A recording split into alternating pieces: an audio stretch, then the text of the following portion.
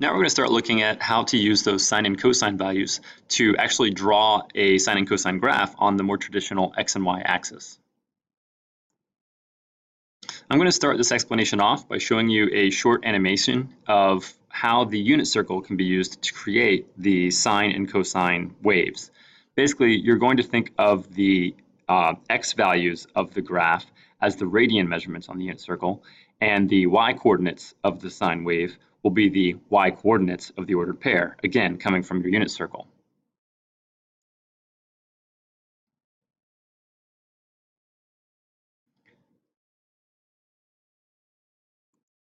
So I'm going to pause it here for a second. So the red line going around is showing you the unit circle being filled in.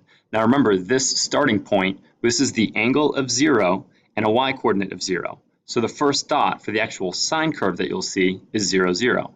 Here's another important point. I usually only do the ones that land on the x or the y-axis. So up here, this is an angle on the unit circle of pi over 2, and the y-coordinate at this point is 1.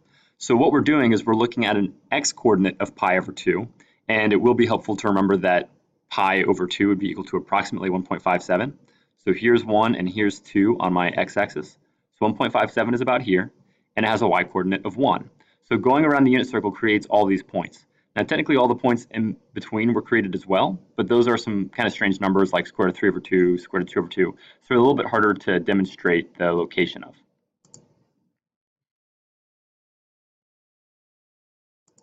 Here's another important point on the unit circle. This is the angle of pi, and again, this is a y-coordinate of 0. So pi is 3.14. So you can see out here at an x value of 3.14, they've made the graph hit the x-axis again. And then our last two, as you continue around, then you can see 3 pi over 2, which hits a height of -1 on our x and y axis. And then finishing the circle around at a point of 2 pi and an angle of 2 pi, you come back to a y coordinate of 0. And 2 pi is approximately 6.28. So this is the basic idea of graphing y equals sine of x. You may want to go back and watch that video again after understanding what's on the slide. The x values on the x and y axis will be replaced with the radian measurements from your unit circle. The y coordinates will be the y coordinates that you have on the unit circle as you go around. So for example, if you look at your unit circle, when the angle is 0, the y coordinate is 0. When the angle is pi over 2, the y coordinate is 1. When the angle is pi, the y coordinate is 0. And when the angle is 2 pi over 2, the y coordinate is -1. 2 pi just loops back around, so 2 pi and 0 are the same thing. So it's just going to keep going through this pattern over and over and over again. One thing that will be helpful for graphing purposes is it's actually better for us to replace the numbers on our x-axis. So instead of writing our x-axis and having 1, 2, 3, 4, 5, it's actually better to just use the numbers from your unit circle, like 0, pi over 2, pi, 3 pi over 2, and 2 pi, in which case it will be important that you can approximate 3.1014 is equal to pi, and 1.57 is equal to pi over 2, and you'll just want to keep learning those important numbers as you go around. So this is the basic shape of the sine curve. You can see that I have 0, 0, pi over 2, 1, pi 0, 3 pi over 2, -1, and 2 pi 0. And the graph actually continues to infinity on both sides. So you can also keep going to the left or you can keep going to the right. But now we're going to talk about some of the transformations you can perform on the graph. Basically, if you see a number being multiplied by the sine function, that's the same effect you want to have on the y coordinates. So take these operations and perform them on the y coordinate.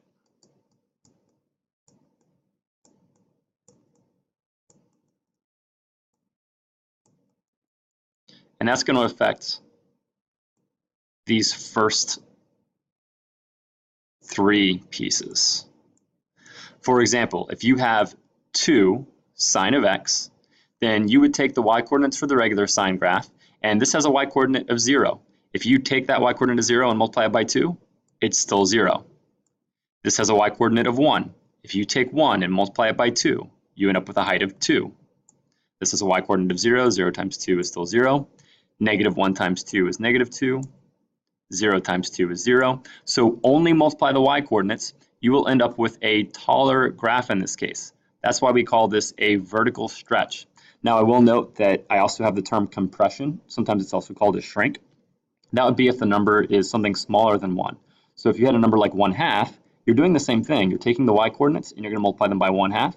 and what will happen is you end up with a shorter or more compressed graph. So take the y-coordinate and multiply it by the number that you see out front there. The next transformation to keep in mind is the vertical reflection. Again, you can get this by just taking your y-coordinate, that's why I'm saying apply these to the y-coordinates, multiply it by -1. It's very similar to the case above. Instead of multiplying by 2, you're multiplying by a -1, which has the effect of flipping the graph upside down. Now, a height of 0 times -1 is still 0.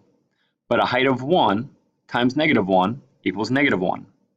So flip the point down to here. Y value of 0 times -1 is still 0.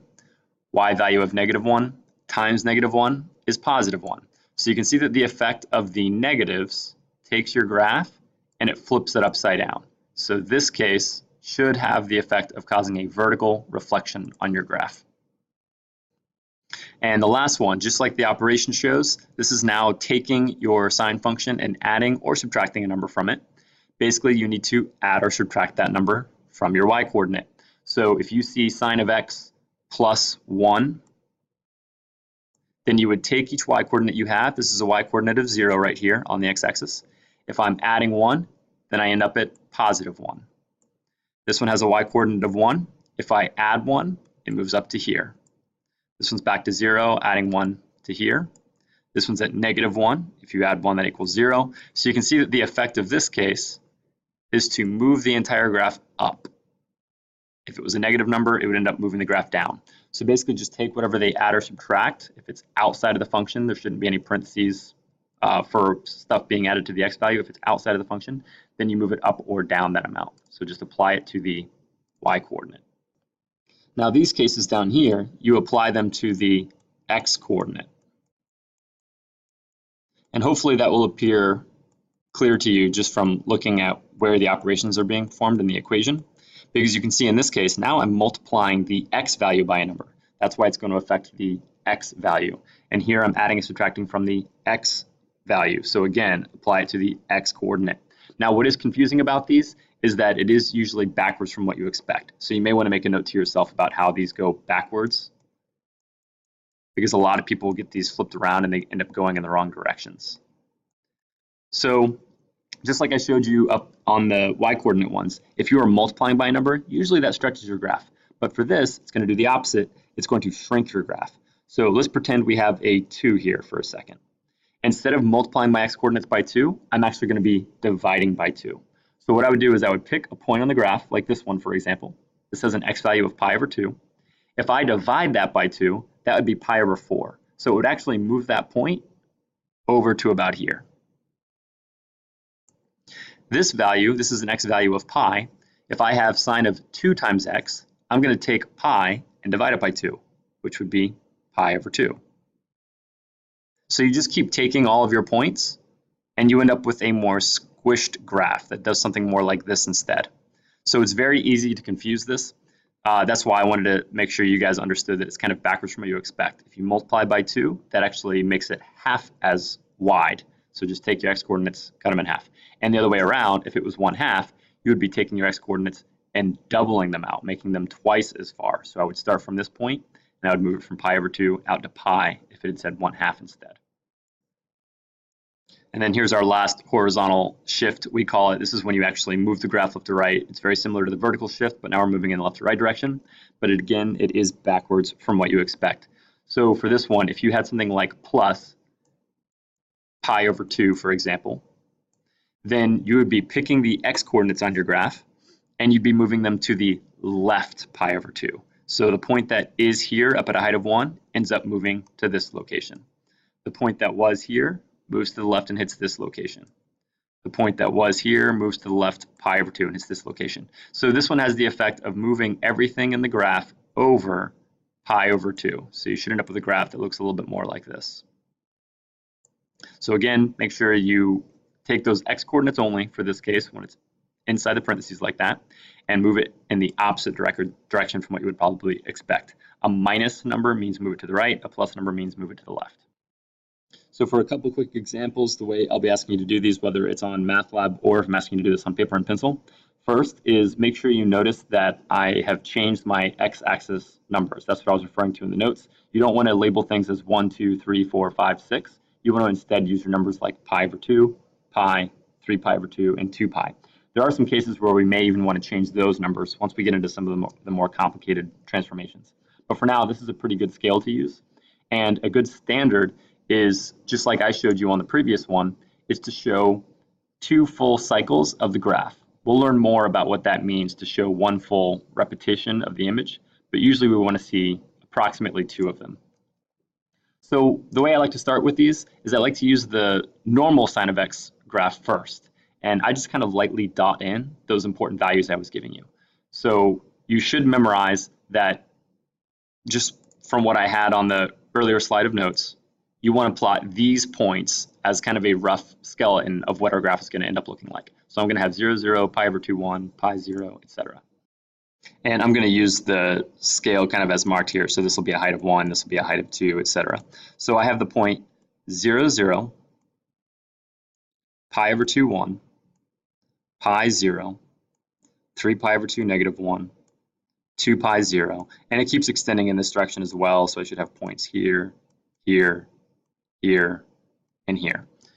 But this is not the actual graph I'm going to draw, so I'm just drawing in those dots so that I can use them for reference on what I do with my transformation.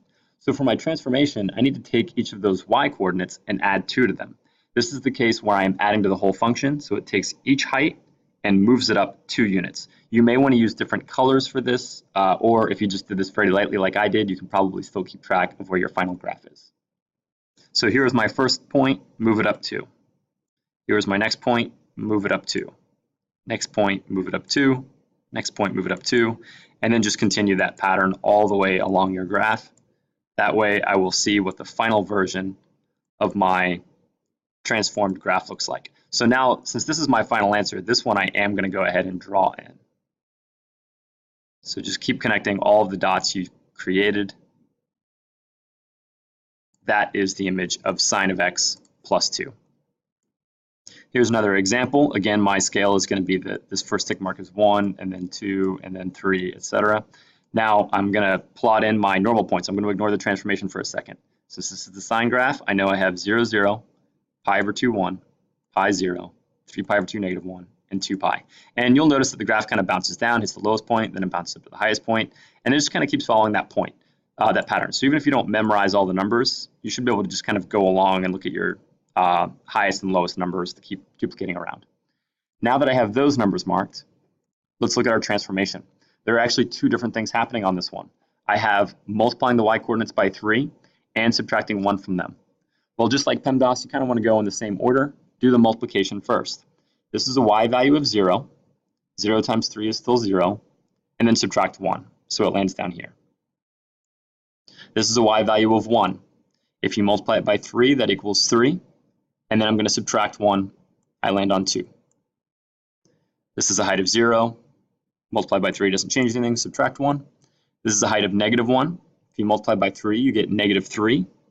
And then subtract 1 more, so negative 4. So I'm just multiplying by 3 and subtracting 1, and I'm only looking at the y coordinate. I'm not moving anything to the left or to the right, because this stuff does not affect the x value inside parentheses. Y value of 0 times 3 is 0, minus 1. And I can actually, even without continuing to perform the operations, I know that my graph is going to follow this same pattern. The lowest height it will ever hit is that negative 4. The highest height it will ever hit is 2. And the midpoints, those always go through this negative 1 value. So I can actually just keep extending this even if I don't keep performing the operation over and over and over again. So then here I have 1 full cycle of the graph, and then here is where the second full cycle of the graph starts, so it duplicates that image essentially. It's kind of like I copy and pasted it.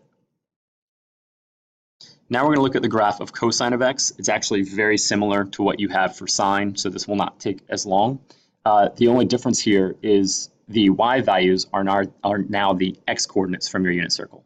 The x coordinates are still the radian measurements going around the unit circle, but the y values become the x coordinates of the unit circle. So these are the most important numbers to know. You should have the point 0, 1, pi over 2, 0, pi negative 1, 3 pi over 2, 0, and 2 pi 1. All of the transformation rules and everything are the same. It's the same idea. If you multiply by a number out front, then it moves it up or down that amount. The only difference between this graph and the sine graph is that instead of starting at 0, 0, it starts at 0, 1. But then it's still going through that kind of wavy motion that you see. So it has a low point of -1 and a high point of +1, but its starting location is different. It's moved up. So doing a quick example, I'm going to fill in the dots for the normal cosine graph first. I have my x scale labeled in. I'm still going to use that the height is 1, 2, 3, etc. So the cosine graph starts at 0, 1, and then it goes down to pi over 2, 0, and then pi -1, 3 pi over 2, 0, and it just keeps going through the same wavy pattern. And for the transformation on this particular problem, I need to take those values and multiply by -2. There are technically two different transformations happening here. I have a vertical stretch because I'm doubling the height, and because of the negative sign, I'm reflecting everything vertically. But if you just multiply by -2, it'll take care of everything at the same time. So this has a y-coordinate of 1. If you multiply that by -2, I flip it down to -2 instead. This has a y-coordinate of 0. If you multiply by -2, you still have 0. -1 times -2 is +2. So just keep looking at the y-coordinates only and multiply those heights by -2. You should get a good image of the graph, and once you have one full cycle of it hitting its highest and lowest points, you should be able to just kind of duplicate that shape around and keep following the same pattern. So here are two what we will call tomorrow periods of -2 cosine of x. And that's it for the notes. Thanks.